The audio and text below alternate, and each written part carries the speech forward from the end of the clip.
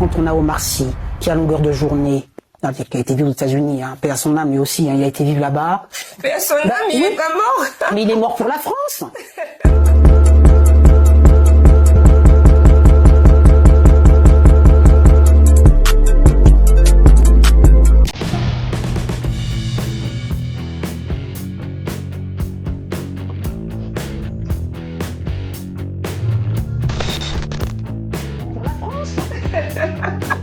Mais il est mort pour la France. Monsieur tourne des films avec les États-Unis, très bien. C'est plus son rôle pour moi, il est mort pour la France. Il a oublié qu'il a commencé avec les téléphones là et son ami Fred et que Canal+ lui a offert une vitrine. Si le Canal+ était si raciste que ça, comme il dénonce tout le temps, que les Blancs sont racistes, etc., que la France, etc.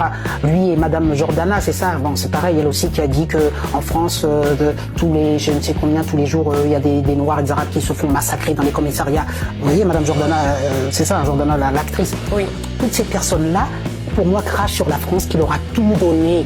La France a tout donné à Omar Sy. Omar Sy, aujourd'hui, est-ce qu'il jouerait dans Jurassic Park et dans tous les grands films dans lesquels s'il n'y avait pas eu tout simplement la France, l'école française qui lui donne ça et le Canal+ qui lui donne cette porte-là. Pourquoi aujourd'hui arriver avec ce discours indigéniste et en permanence rappeler que la France, pays, etc. Donc moi, aujourd'hui, je suis écœuré en fait de voir ça. Moi, en tant que noir, justement, si je devais dire machin, ben j'ai honte d'Omar Sy, j'ai honte de ce genre de discours. Sois fier de ce que la France t'a donné et représente-la fièrement à l'étranger plutôt que de la fustiger en permanence. Comme Ramayad aussi, qui est parti aux États-Unis puis qui d'un seul coup est rentré dans ce discours wokiste, etc. Ça m'écœure. Donc moi, effectivement, je me détache de ces personnalités-là. Je veux plus, en fait, je me considère plus loin, je dis mort pour la France. Pour moi, Omar Sy est mort pour la France. C'est un grand acteur, hein, il n'y a pas de souci. Il a réussi, mais il n'a plus rien à voir et il ne se sent pas français. Ouais. Voilà. Donc pourquoi il y a quelque chose qui a été raté du point de vue de l'assimilation. D'accord. Et c'est donc la responsabilité des personnalités politiques, de l'État, du système. À qui on doit imputer cette responsabilité? C'est de la lâcheté politique. On n'exige plus rien. C'est comme à l'école. On n'exige pas des gens qui sont en France d'aimer la France, tout simplement.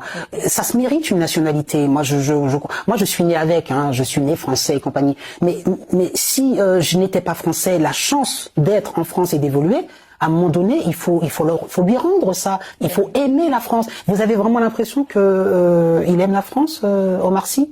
Vous avez vraiment l'impression qu'il aime la France pour dire ce qu'il dit? Je prends aussi le cas de Karim Benzema. C'est pareil. D'ailleurs, c'est assez intéressant de voir que Deschamps l'a rappelé, mais qu'en même temps, il peut pas le mettre parce que, vous voyez, il y a une sorte de désamour comme ça. Il n'y arrive pas. On n'arrive pas à prendre Benzema, qui est l'un des meilleurs footballeurs français de l'histoire. C'est de la même manière. Il y a quelque chose qui ne matche pas.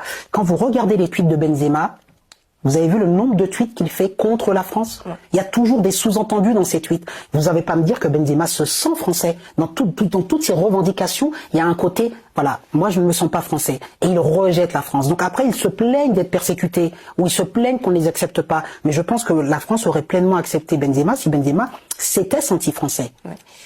Et pour en revenir justement j'ai eu un invité précédent qui n'a pas manqué de m'expliquer. Bien évidemment, je préfère préciser qu'il a bien dit que la discrimination positive nuisait complètement à tout ce qui pouvait être minorité, mais il a quand même dit que quand on avait des origines, c'était difficile de trouver un travail en France.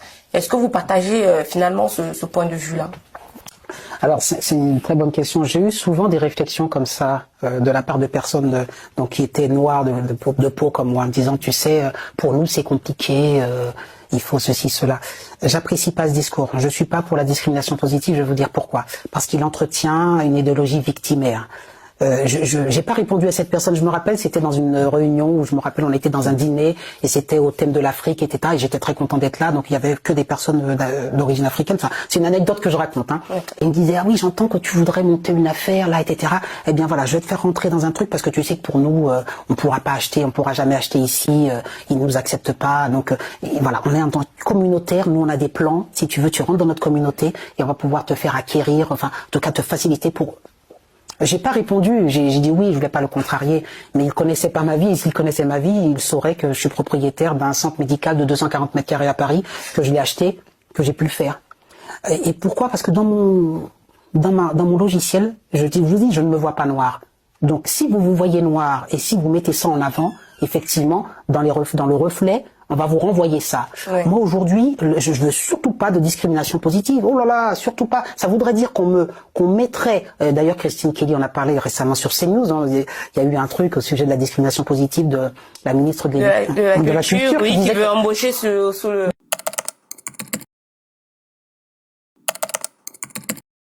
S'il connaissait ma vie, il saurait que je suis propriétaire d'un centre médical de 240 mètres carrés à Paris, que je l'ai acheté, que j'ai pu le faire. Et pourquoi? Parce que dans mon logiciel, je vous dis, je ne me vois pas noir. Donc, si vous vous voyez noir et si vous mettez ça en avant, effectivement, dans le reflet, on va vous renvoyer ça. Ouais. Moi, aujourd'hui, je veux surtout pas de discrimination positive. Oh là là, surtout pas. Ça voudrait dire qu'on mettrait, d'ailleurs, Christine Kelly en a parlé récemment sur CNews, hein, il y a eu un truc au sujet de la discrimination positive de la ministre de la Culture. Oui, qui veut embaucher sous le critère de la couleur de peau. Mais quel mépris! Mépris. Moi, je voudrais pas qu'on me donne une place parce que je suis noire, parce qu'il me faut faut que les noirs soient représentés. Si vous méritez par votre intelligence, et moi je vous dis, je n'ai pas été victime de racisme, je n'ai pas été discriminée pour créer ce que j'ai créé, un centre médical. Enfin, je me sens capable de tout faire. Si vous vous sentez capable de tout faire et que vous êtes un travailleur, vous n'êtes pas plus discriminé qu'un autre. Après, il y a toujours, c'est dans la nature humaine, la discrimination. Si vous êtes petit, vous serez discriminé. Si vous êtes gros, vous êtes discriminé.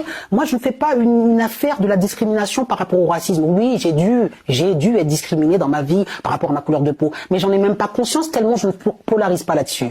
Mais quand vous polarisez là-dessus, effectivement, vous êtes persécuté. Donc, j'ai pas répondu à ce jeune homme qui me disait que je ne pourrais jamais acheter quoi que ce soit si j'étais noir et qu'il fallait que je rentre dans une communauté pour qu'on me facilite les choses. Parce que ça, si je devais lui répondre, je lui dirais, t'as une idéologie victimaire, tu te poses toujours en victime, tu crois que tu peux pas réussir parce que ta couleur de peau, on t'en empêche, mais au fait, c'est quoi ton niveau d'études? Boss. Moi, mon boulot, c'est boss. Quand tu parles, montre que tu as de la culture. Et les gens vont te juger par rapport à ça avant de regarder ta couleur de peau et toi de focaliser là-dessus. Mais les gens qui sont tout le temps en train de se plaindre, on leur donne pas la place parce qu'ils sont noirs, parce qu'ils sont ci, parce qu'ils sont là, en fait, généralement, ils ne bossent pas, n'ont rien fait et voudraient qu'on leur donne tout ouvert. Donc moi, je ne connais qu'une seule valeur, le travail. Et je ne veux surtout pas être discriminé, de toute façon, je l'ai jamais été dans ma vie, mais je suis contre cette discrimination positive qui, pour moi, est plutôt finalement stigmatisante pour les personnes. Donc, on n'est pas les États-Unis. Les États-Unis ont pratiqué le ségrégationnisme, oui, mais la France, non. Alors après, il y avait peut-être plus de racisme, et j'en suis convaincu dans les années 60 en France que maintenant. Et effectivement, les choses ont évolué. Mais de vouloir faire de cette France un pays limite esclavagiste, hein, parce que c'est ça l'idée qu'il y a derrière, de confondre l'affaire George Floyd et l'affaire Traoré, ça n'a rien à voir. Et cet amalgame en permanence est vraiment désolant. Et je pense qu'on entretient à l'égard du peuple français une haine. C'est-à-dire que il y a une sorte de victimisation. Vous savez ce qu'elle avait dit, la Rokala Diallo face à un noir qui se trouvait dans la police. Il a dit, mais tu es dans le camp adverse, mais comment tu oses porter un uniforme, tu es noir et tu es avec eux. Ça, c'est le racisme pur. Elle ne se rend pas compte à ce moment-là, hein. Elle le dit spontanément, c'est-à-dire que on n'est pas les mêmes. Comment tu vas avec l'ennemi? Donc ça veut dire que le blanc est un ennemi. Pourquoi Rokala Diallo n'est pas fière de la police française comme moi je le suis? Parce que la police française, un jour, elle en aura peut-être besoin. Si un jour elle se fait cambrioler, agresser dans la rue, à ce moment-là, on est content qu'elle soit là. Moi, je suis fière de la police française. Et je ne vais pas regarder que, ils sont blancs, il y a des noirs dans la police française, il y a toutes les couleurs d'ailleurs. Oui. C'est le corps de métier qui a le plus de diversité d'ailleurs au passage. Mais dans la tête de Madame Diallo, un policier, c'est un blanc. Voyez? Et ça, c'est clivant. Et pour moi, c'est là que commence le racisme. Donc pour moi, tous ces discours-là, vraiment, je les méprise et puis je ne me reconnais pas dedans et j'en ai honte en tant que personne justement noire, d'avoir des personnes noires qui sont en permanence dans cette victimisation et qui entretiennent une haine à l'égard des Français et qui en plus se disent victimes. Vous vous souvenez de celle qui était rentrée pour les Césars et qui avait dit je compte le nombre de blancs qu'il y a dans la salle. Oui, je vois qui c'est. À ce moment-là, j'ai éteint ma télé, j'en pouvais plus, j'en peux plus. On est là pour regarder une cérémonie, on a quelqu'un qui débarque et qui nous dit je compte le nombre de blancs et le nombre de noirs et compagnie. Bon, voilà, à partir de là, vous avez compris où est le racisme. Pour moi, on se trompe. Les racistes, ce sont ces personnes qui comptent justement le nombre de blancs et de noirs. Pour en revenir justement à votre livre, il y a une expression que vous avez utilisée à l'intérieur. Moi, ça m'a particulièrement touchée. Et vous avez parlé de neurodiversité. Écoutez, moi, je vais dire, je refuse de leur dire ce que moi j'ai retenu de ce que vous avez écrit, et je vais vous demander de faire une petite synthèse, parce que ceux qui voudront vraiment être au fait, comprendre tout ce que vous avez, toutes les thèses, toutes les analyses que vous avez produites dans ce livre, eh bien, vous allez vous procurer ce livre sur Amazon.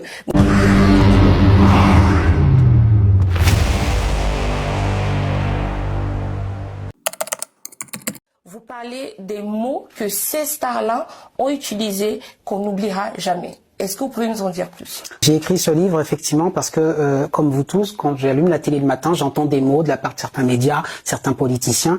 Et là, j'ai été particulièrement choquée, frappée. Vous savez, on s'énerve souvent devant notre télé tout seul. Mais il peut pas dire ça, voilà. Moi, c'est un côté cathartique. J'ai besoin par moment d'écrire et d'exprimer. Et là, j'ai exprimé que j'ai trouvé que les mots de Mbappé m'avaient choquée. Alors, c'est des mots que je n'oublierai jamais.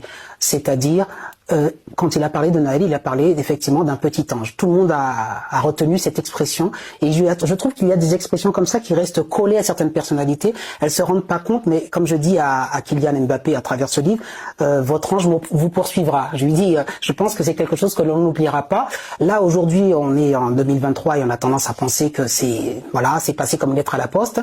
Mais je pense que avec les années, l'évolution, la politique et autres, je pense qu'on reviendra sur ces mots et on lui rappellera sans cesse qu'il a dit que Naël était un petit ange, alors que, bon, me concernant, c'est pas un petit ange, même si effectivement, paix à son âme, il est décédé. Mais on sait que Naël, effectivement, a eu je ne sais combien de faits d'infraction. Il n'a jamais obtempéré, c'était pas la première fois. Malheureusement, effectivement, le policier, bon, l'a abattu, et je pense que le policier le regrettera toute sa vie. Mais moi, je questionne l'éducation de Naël. Je questionne qu'à aucun moment, dans les médias, on se soit posé la question d'un jeune qui conduisait à l'âge de 17 ans son permis, une voiture de location en leasing, enfin, je sais pas quoi, et qui n'obtempère pas après je ne sais combien de demandes d'obtempérer. Là, on questionne jamais ça. Et donc, moi, que Kylian Mbappé, effectivement, figure vraiment hyper importante. Je vous rappelle que quelques mois avant, il a réussi à faire licencier Noël Le Graët, qui est quand même une personne qui avait un énorme poids politique, puisque c'était le chef de la Fédération française de football. Il l'a fait licencier sur un tweet. Alors je me suis dit, c'est impressionnant. Un mot, un tweet d'Mbappé. Et à un moment donné, parce que je vous rappelle juste que par ailleurs, il avait fustigé Zidane, donc bon, ok. Et donc je me suis dit, finalement, il y a une sorte d'hubris de la part de ces stars, de ces personnalités. Alors je cite aussi Omar Sy, qui se disent, moi, plus rien ne peut m'arriver, donc je vais dire ma pensée comme ça. Et donc Mbappé sort ça, aucun journaliste ne le reprend, alors que je dis que Naël, il fait le kéké au bord d'une Mercedes, il se fait abattre parce qu'il obtempère pas, il aurait pu écraser un enfant, une mamie, une dame, etc. Et là, ça aurait été une autre affaire, parce qu'il a mis la vie de beaucoup de gens en danger à ce moment-là. Et nous avons le lendemain toute une foule qui acclame sa mère, qui monte sur une voiture, comme si elle avait, vous voyez, ça m'a rappelé moi l'image vous savez, quand on a gagné en 98, vous avez vu la foule, l'équipe de France, elle est debout sur une voiture, et là, le public l'acclame et tout ça, et derrière on a les émeutes. Mais Mbappé a une responsabilité. C'est une personnalité médiatique, et on peut pas parler d'ange du côté de Naël. Vous avez vu l'affaire Thomas. Thomas, c'est un jeune qui a rien demandé, il fait du rugby, il fait la fête avec ses camarades, et il se fait tuer, poignarder, et à la fin, est-ce que vous avez un tweet d'Mbappé pour dire Thomas le petit ange? On l'a pas. Donc Thomas n'est pas un ange, parce qu'effectivement, moi, ma conclusion, et même si c'est pas dit par Mbappé parce qu'il est trop intelligent, il n'a pas envie de s'attirer les foudres des médias, mais Thomas n'est pas un petit ange, Naël est un ange. J'ai quand même l'impression que Naël est un ange parce que Naël est issu d'immigration et qu'il est d'origine maghrébine, abattu par un démon policier qui lui est blanc, et il faut fustiger, vous savez, la police qui tue et tout ça. Donc, parce qu'on sait que Mbappé a grandi à Bondy, donc à Bondy on défend une certaine minorité ethnique, etc. Et donc moi je trouve ça regrettable. Et Thomas, qui était dans son petit village, qui a rien demandé, qui a fait la fête, alors même s'il y a eu 2-3 réflexions, peu importe, il se fait poignarder. Est-ce que vous aviez un mot d'Mbappé, disons que c'était injuste? Est-ce que vous avez le lendemain des émeutes pour Thomas? Non. Est-ce que vous avez une minute à l'Assemblée nationale pour Thomas? Non. Alors Thomas était blanc. Voilà, il était blanc, il était, je sais pas s'il était français de souche, mais en tout cas, voilà, il n'était pas d'origine maghrébine. Donc on sent que chaque fois que un enfant, ou enfin en tout cas quelqu'un se fait tuer d'origine maghrébine, où il arrive la moindre chose, eh bien on a des personnalités comme Omar Sy, Mbappé, etc. qui prennent la parole Et chaque fois qu'on a effectivement une victime, je dirais français de souche en tout cas, qui n'est pas en lien avec l'immigration, personne ne pleure sa mort. Donc ça me choque énormément. Et donc moi, je n'oublierai jamais de la part d'Mbappé, que j'admire, je répète, en tant que footballeur. Moi, je suis pas footballeur, mais je suis un amateur, j'aime le foot, et quand je le vois, je le vois, c'est peut-être le meilleur français de tous les temps. Je peux mettre ça de côté, mais je dis il y a quelque chose à Mbappé, et je le dis d'emblée dans mon livre, ma couleur de peau ne m'empêche pas de penser. On a tendance à oublier, mais en fait, Internet n'oublie pas, on n'oubliera jamais. Et ça suit ces personnes tout au long de leur vie. Puis je parle aussi des mots qu'on n'oubliera pas, que vous avez entendu vous quand vous étiez enfant. Si vous avez un parent qui vous a mal parlé, traumatisé, etc. Moi, en tant que psychologue, là pour le coup, je reçois beaucoup d'adultes qui vont très mal et finalement n'ont jamais oublié les petits mots blessants. Alors je les mets dans le livre, hein, mais toi. Je sais pas ce que tu as à la place du cerveau. Oui. Voilà. Donc c'est des petits mots comme ça anodins que les parents pensent avoir dit et puis machin, mais ça crée des névroses, c'est-à-dire des personnes qui n'ont pas confiance en elles, voilà. Donc c'est pour ça que je trouve ça très marquant, les mots qu'on n'oubliera jamais, et je me suis dit il fallait que je fasse un livre qui représente un peu tout ça.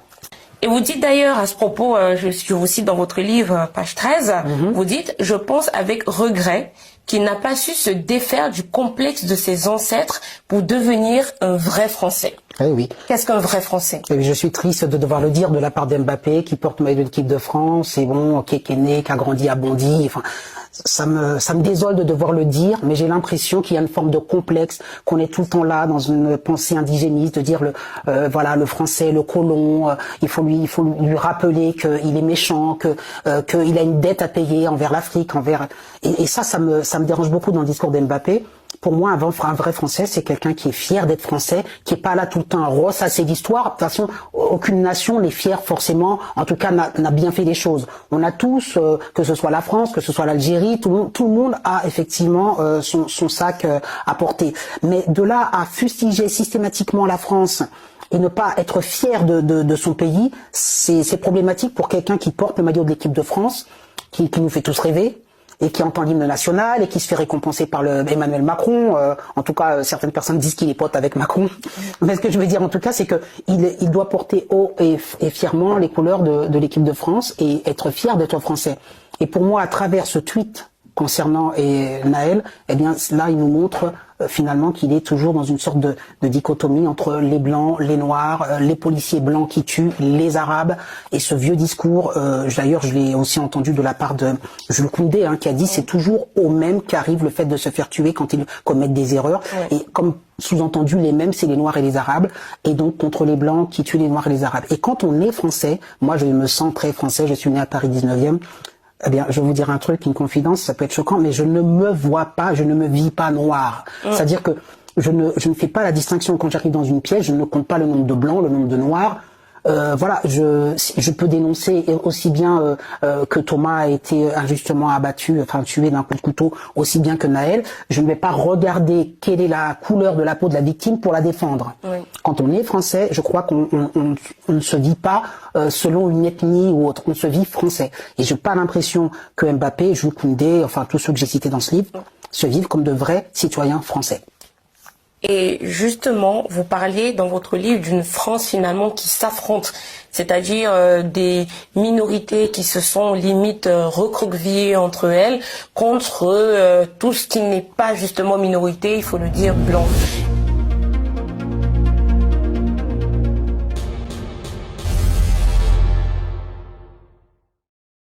Pendant ce débat, Marion Maréchal a posé la question à Mathilde Panot de savoir est-ce que le racisme anti-blanc existe, et elle a répondu non. Et elle a d'ailleurs utilisé cette expression pour qualifier ce racisme-là, et elle a dit non, il ne s'agit pas de racisme anti-blanc, il s'agit de xénophobie. Qu'est-ce que vous en pensez? Vous savez, on joue sur les mots, on est à l'époque des mots. C'est voilà. Ça, l'importance des mots. Voilà, ces mots qu'on n'oubliera jamais. Mathilde Panot, je ne sais pas comment la résumer, cette dame, mais c'est comme son leader politique, Mélenchon. C'est-à-dire que quand on vous dit, par exemple, alors je reviendrai sur ce que vous dites, mais il n'y a pas de racisme, il y a du xénophobie, on joue sur les mots, mais oui, la police tue, enfin, tous ces mots-là qu'ils sortent, la police tue, par exemple, la police a la force légitime. Et quand elle tue, elle le fait à contre-cœur parce que c'est regrettable, parce que c'est un cas de force majeure, parce qu'elle n'a pas le choix. Donc si on peut reprendre, c'est très simpliste, mais de dire que la police tue, oui, elle tue quand elle y est contrainte. Oui. Mais ils auraient dû rajouter ça dans leur slogan, la police tue. Ils devraient dire la police tue lorsqu'elle y est contrainte. Oui. Elle n'y est pas contrainte pour rien. Donc quand on dit qu'il n'y a pas de racisme, c'est un peu la même chose de jouer sur de la xénophobie, il n'y a pas de racisme, etc. Écoutez, demandez encore une fois au cher Thomas et à sa famille s'il n'y a pas de racisme anti-blanc. Il est sous la tombe, là, il pourra peut-être pas répondre, mais une chose est sûre, c'est que ça a été entendu par les témoins. Moi, j'ai des oreilles, alors ouais, je veux pas faire le jugement avant, c'est pas grave, mais il faut attendre le jugement. Mais les témoins le disent eux-mêmes qu'on est venu pour planter du blanc. Oui. Ça, c'est une phrase qui veut tout dire. Et vous avez la caste politique qui dit, attendez, on n'a pas encore les résultats de l'enquête, on n'est pas sûr. Oui, il y a du racisme anti-blanc. Et je vais vous dire pourquoi il y a du racisme anti-blanc et pourquoi c'est regrettable. Parce que la France, je le constate malheureusement, n'a pas su assimiler un certain nombre de ses compatriotes.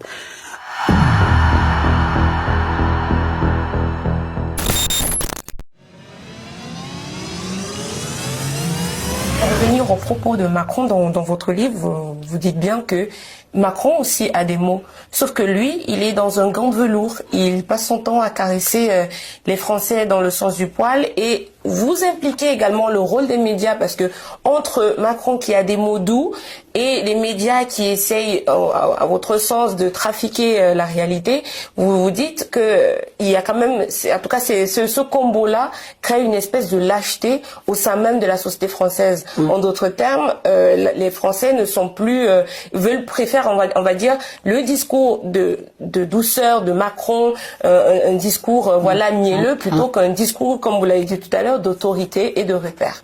Le discours que je tiens, il fait peur. L'autorité, ça fait peur. Les gens qui prennent des décisions et qui tranchent, ça fait peur. On a préféré reprendre un quinquennat de Macron. On a repris un deuxième quinquennat parce que qu'est-ce qu'il a fait Macron? Il a mis Le Pen en face en disant vous voulez vraiment l'extrême droite, vous voulez vraiment le monstre. Regardez depuis qu'on a relancé Macron, tout ce qu'il y a eu comme guerre dans le pays, je veux dire limite guerre civile quoi. Je veux dire on a cru avoir la paix avec Macron parce qu'on avait peur de la guerre avec Le Pen. Au final, on a avec Macron, bon, je vous raconte pas, la baya, les émeutes dans les villes, il y a toujours, tous les mois, il se passe quelque chose. Ouais, et si vous me demandez ce que je pense de Macron, alors bon, je suis désolé d'être trivial comme ça, mais c'est une girouette, comme beaucoup de politiciens. Vous savez ce que fait une girouette? Oui. Le vent souffle dans un sens, alors il va dans le sens où le vent souffle. Je me rappelle, alors, parmi les mots qu'on n'oubliera jamais, puisque c'est le thème du livre, de Macron, il y en a énormément. On ne saurait pas parler pour commencer, mais ce qui est intéressant, c'est que je garde, il se retrouve un jour face à vous savez, avec les journalistes, face à une femme qui est voilée. Oui. Et qui dit, Monsieur Macron, je suis féministe et voilée. Oui. Et Macron dit, c'est bien, si vous êtes féministe et voilée, c'est super, tout va bien. Voilà. Ça résume Emmanuel Macron, c'est le fameux en même temps. C'est-à-dire qu'il est face à quelqu'un qui lui présente un paradoxe, je suis à la fois féministe et voilée, qu'en pensez-vous? Au lieu de lui dire, mais je trouve qu'il y a une dissonance là, entre le fait d'être féministe et voilée. Parce que là, et des disent, non, c'est bien, tout va bien. C'est-à-dire que, voilà, Emmanuel Macron, c'est ça, c'est que tout va toujours bien avec la personne avec laquelle il se trouve. Là, par exemple, il serait ici dans cette interview, par exemple, il vous dirait que tout va bien, qu'il est tout à fait d'accord avec ce qu'on dit, à savoir que effectivement, il y a deux France qui s'affrontent, que c'est regrettable et que il dirait que l'école c'est délité, effectivement, il serait d'accord avec ma référence à voilà, et tout ce que je dis, il dirait l'éducation positive qu'effectivement c'est une mauvaise chose, il dirait qu'il faut restaurer l'austérité. Et puis si vous l'emmenez dans le camp, dans un autre camp, vous l'emmenez voir Madame Panot ou autre, il dirait ah non mais non mais vraiment je comprends pas, on est en danger avec l'extrême droite, on est en danger avec ce clivage, il faut réunifier, etc. Donc voilà, c'est un homme il est arrivé là, comme tous les dents, il a les dents qui rayent le parquet, comme tous les politiciens. Ce qu'il veut, c'est marquer l'histoire en disant j'ai été 2 fois de suite président de la République, mais je crois que réellement Emmanuel Macron et tous les politiciens qui lui ressemblent se fichent royalement du sort de la France, du sort des Français. Le fait que la France perde son identité, ça n'intéresse pas Macron. La France ne soit plus la France, ce n'est pas leur souci. C'est purement, et je le dis, égotique, égocentrique de la part de ces hommes, et ce qui est quand même dommage. Oui.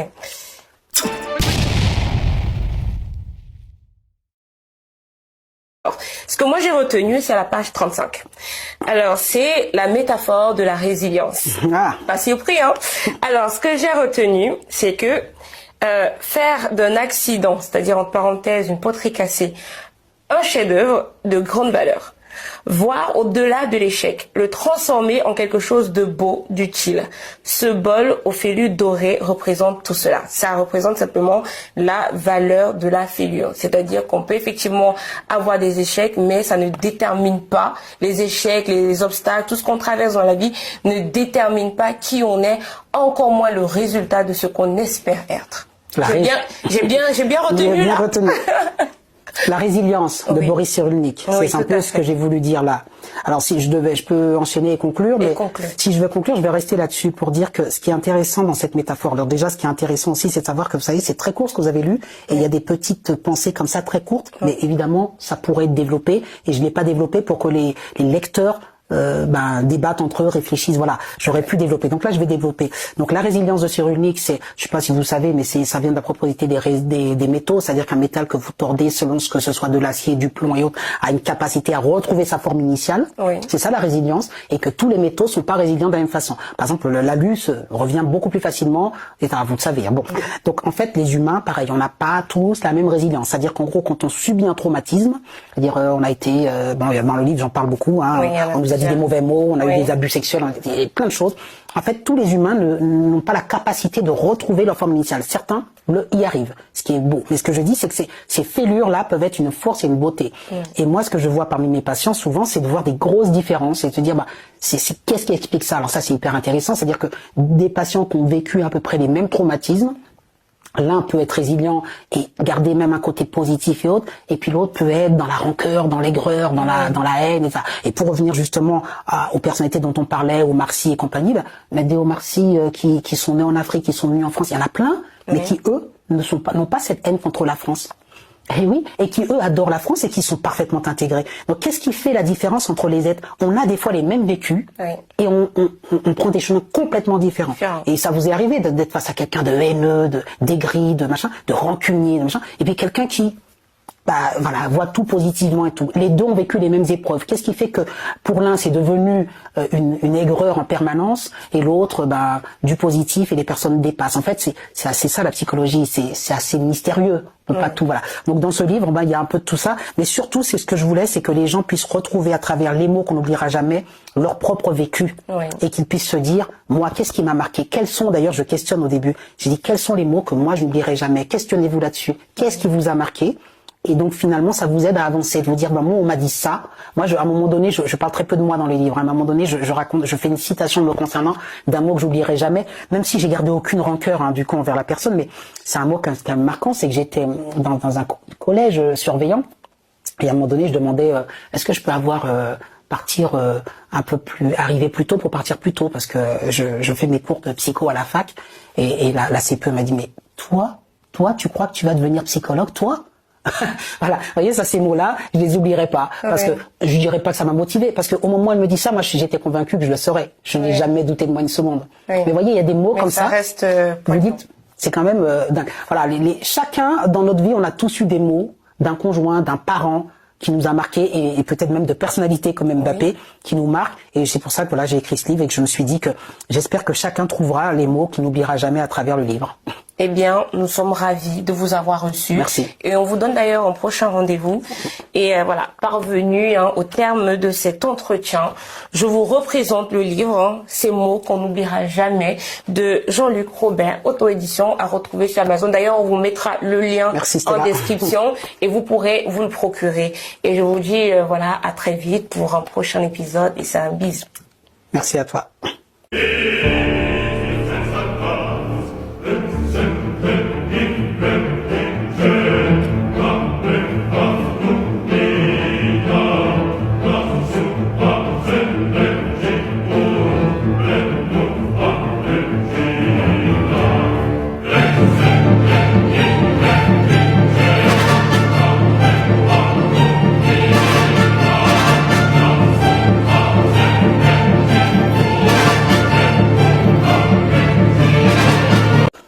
Je ne fais pas la distinction quand j'arrive dans une pièce, je ne compte pas le nombre de blancs, le nombre de noirs. Je peux dénoncer aussi bien que Thomas a été injustement abattu, tué d'un coup de couteau, aussi bien que Naël. Je ne vais pas regarder quelle est la couleur de la peau de la victime pour la défendre. Quand on est français, je crois qu'on ne se vit pas selon une ethnie ou autre, on se vit français. Et je n'ai pas l'impression que Mbappé, Jules Koundé, tous ceux que j'ai cités dans ce livre, se vivent comme de vrais citoyens français. Et justement, vous parlez dans votre livre d'une France finalement qui s'affronte, c'est-à-dire des minorités qui se sont limite recroquevillées entre elles contre tout ce qui n'est pas justement minorité, il faut le dire, blanc. Et comment en fait on en arrive là au final? Parce que est-ce qu'il y a, enfin, la question véritable, c'est vous êtes psy, vous avez amené une dimension de l'éducation, éducation nationale, éducation parentale, et justement dans votre livre vous parlez d'un effondrement à ce niveau-là. Comment on en arrive là? Alors c'est une très bonne question. À l'école, alors bon, je vais pas remonter dans l'histoire, mais vous connaissez le propos de François Dolto, qui a été vraiment une icône, et encore une fois je la respecte pour ça, mais qui a dit que l'enfant était une personne et qu'il fallait l'écouter. Et l'éducation nationale a beaucoup été dans ce sens de on va demander aux enfants ce qu'ils ont envie de faire. Je me rappelle de Najat Vallaud-Belkacem, enfin les personnes du gouvernement, il fallait être dans une école positive, vous savez ce fameux terme positif, c'est-à-dire ne pas mettre de mauvaises notes, ne pas mettre d'appréciation. Aujourd'hui vous avez des élèves qui marchent sur les profs, littéralement. Des profs qui vous regardez, qui sont démissionnaires, il n'y a plus personne qui veut être enseignant, alors que c'est un métier prestigieux. À notre époque, enfin en tout cas il y a quelques années, quand on était, même moi j'ai enseigné à la fac, je vois des différences énormes.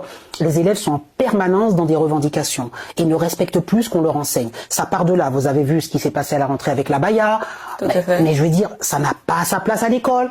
À une époque, vous arrivez, et bien là, il y a des revendications, il y a des parents qui viennent, qui contestent, il y a des profs qui en peuvent. Et vous avez vu que Gabriel Attal, à partir du moment, alors une fois, je vais pas féliciter la politique de Macron avec laquelle je suis en désaccord, mais à un moment donné, il a juste pris la décision de changer. Et justement, ce qui est intéressant, c'est que nous avions Pape Ndiaye avant, qui défendait une idéologie wokiste, bon, que vous connaissez. Tout à fait.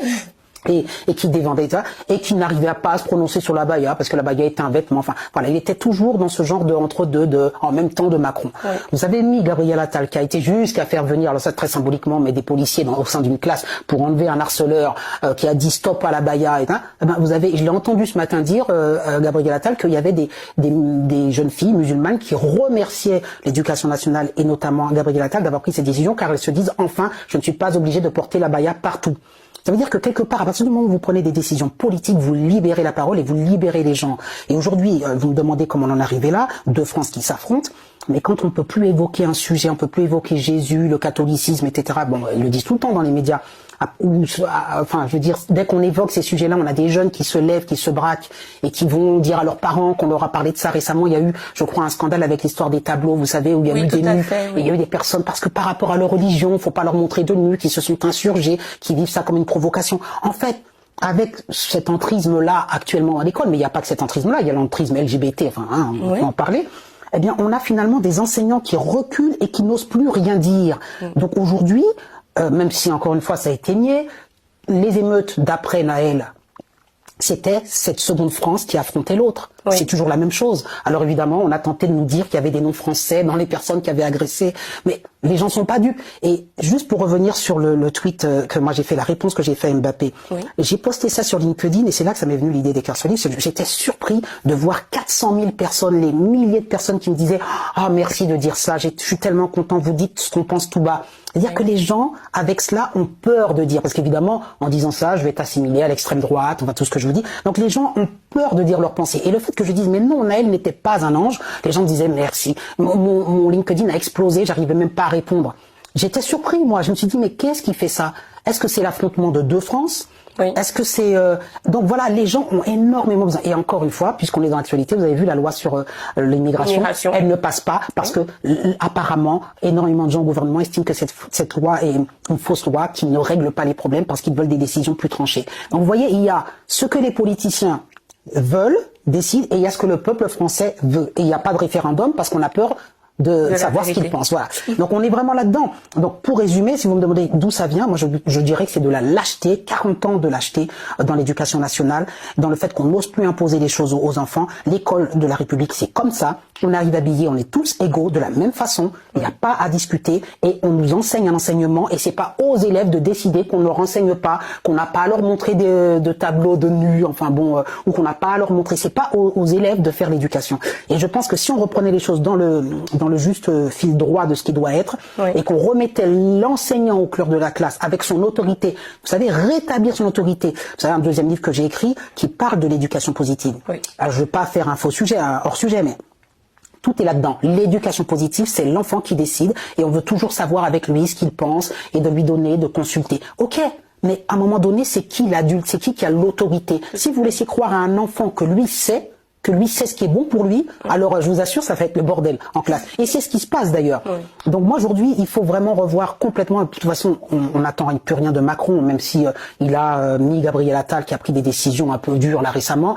Moi, j'attends juste que ce quinquennat finisse, comme beaucoup de Français. Il va falloir mettre des politiciens qui osent remettre l'autorité de l'enseignant, mais de l'enseignant des adultes également. Vous savez, le Conseil de l'Europe a aussi dit qu'on n'avait pas le droit de dire à un enfant file dans ta chambre. Vous savez, le livre de ma consoeur Madame Goldman. On n'a plus le droit de dire ça. Une époque, et encore aujourd'hui, quand on a un excès d'autorité, on est dans l'autoritarisme, je suis d'accord, mais l'autorité, si vous revenez à ma fonction de psychologue, mais Freud l'a défini, c'est fondamental pour un enfant. Ça lui donne des repères. Oui. Il a besoin, alors il a parlé des théories freudiennes, le père qui castre, castrateur avec le complexe d'Oedipe, tout ça. Bon, c'est de la théorie, hein. Le complexe d'Oedipe est un mythe, hein. On va pas castrer l'enfant réellement, mais c'est juste pour expliquer que l'enfant a besoin de trouver des limites, parce que la société va lui en fixer. Et la limite, ça va finir par être la prison. Oui.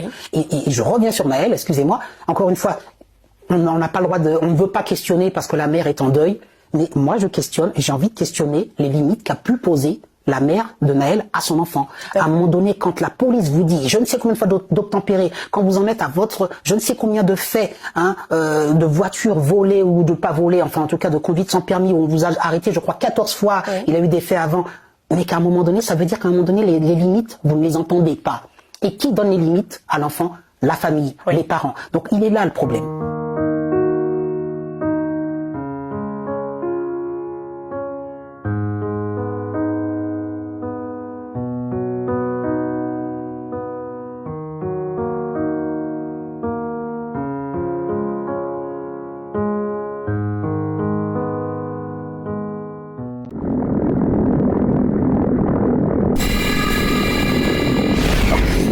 Retenu, c'est à la page 35. Alors, c'est la métaphore de la résilience. Pas surpris, hein? Alors, ce que j'ai retenu, c'est que faire d'un accident, c'est-à-dire entre parenthèses une poterie cassée, un chef-d'œuvre de grande valeur. Voir au-delà de l'échec, le transformer en quelque chose de beau, d'utile. Ce bol aux fêlures dorées représente tout cela. Ça représente simplement la valeur de la fêlure. C'est-à-dire qu'on peut effectivement avoir des échecs, mais ça ne détermine pas les échecs, les obstacles, tout ce qu'on traverse dans la vie ne détermine pas qui on est, encore moins le résultat de ce qu'on espère être. J'ai bien retenu là. La résilience de Boris Cyrulnik, c'est un peu ce que j'ai voulu dire là. Alors si je peux enchaîner et conclure, mais si je veux conclure, je vais rester là-dessus pour dire que ce qui est intéressant dans cette métaphore, alors déjà ce qui est intéressant aussi, c'est de savoir que vous savez, c'est très court ce que vous avez lu, et il y a des petites pensées comme ça très courtes, mais évidemment ça pourrait être développé, et je l'ai pas développé pour que les lecteurs débattent entre eux, réfléchissent, voilà. J'aurais pu développer. Donc là, je vais développer. Donc la résilience de Cyrulnik, c'est, je sais pas si vous savez, mais ça vient de la propriété des métaux, c'est-à-dire qu'un métal que vous tordez, selon ce que ce soit de l'acier, du plomb et autres, a une capacité à retrouver sa forme initiale. C'est ça la résilience, et que tous les métaux sont pas résilients de la même façon. Par exemple, l'alu revient beaucoup plus facilement, et vous le savez. Hein, bon.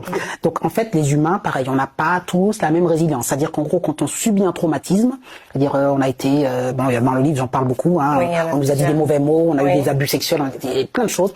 En fait, tous les humains n'ont pas la capacité de retrouver leur forme initiale. Certains y arrivent, ce qui est beau. Mais ce que je dis, c'est que ces fêlures-là peuvent être une force et une beauté.